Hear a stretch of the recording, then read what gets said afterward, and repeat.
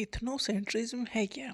इथनोसेंट्रिज्म का मतलब ये है कि हमारा जो कल्चर है वो सुपीरियर है, मतलब वही सेंटर में है और सब उसके नीचे ही है, मतलब सबसे सुपीरियर हमारा कल्चर। इसे कहते हैं इथनोसेंट्रिज्म। इथनोसेंट्रिज्म का उल्टा है कॉस्मोपॉलिटिनिज्म, क्योंकि वो सबको इक्वल वैल्यू देता है। तो ethnocentrism is the tendency to view, जज और evaluate other culture using the standard of one's own culture. खुद के कल्चर को मानना है कि हमारा स्टैंडर्ड है, इसके अकॉर्डिंग सारे कल्चर इससे नीचे ही है।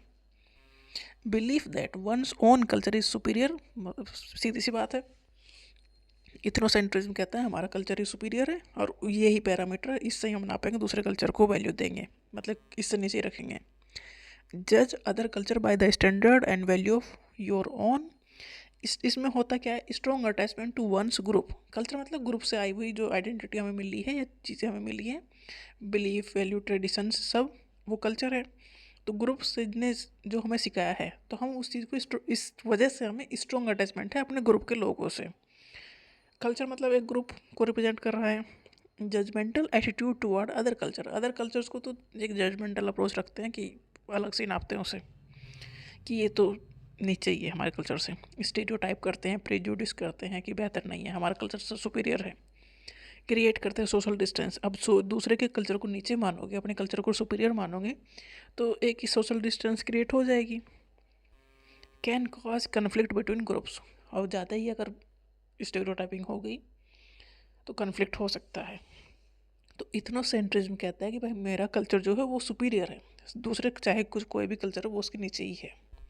इसका इसका उल्टा है कॉस्मोपॉलिटेनिज्म। कॉस्मोपॉलिटेनिज्म कहता है कि सब बराबर हैं, seeing one self as a citizen of the world. ये मतलब दुनिया को, पूरे वर्ल्ड को ही एक मानते हैं।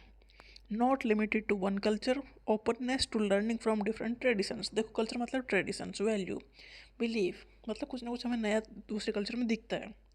तो जो पॉलिटेनिज्म को मानते हैं वो कहते हैं वो दूसरे कल्चर से सीखते हैं, उसे उससे कंपटीशन नहीं करते।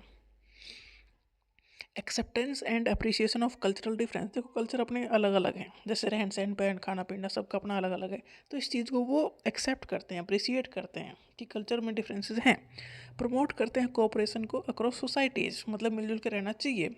रिड्यूस करते हैं प्रीजुडिस और इन्हांस करते हैं अंडरस्टैंडिंग, मतलब हमें दूसरे के कल्चर को भी वैल्यू देनी चाहिए और बिना किसी बात के सुपीरियर नहीं बनना चाहिए।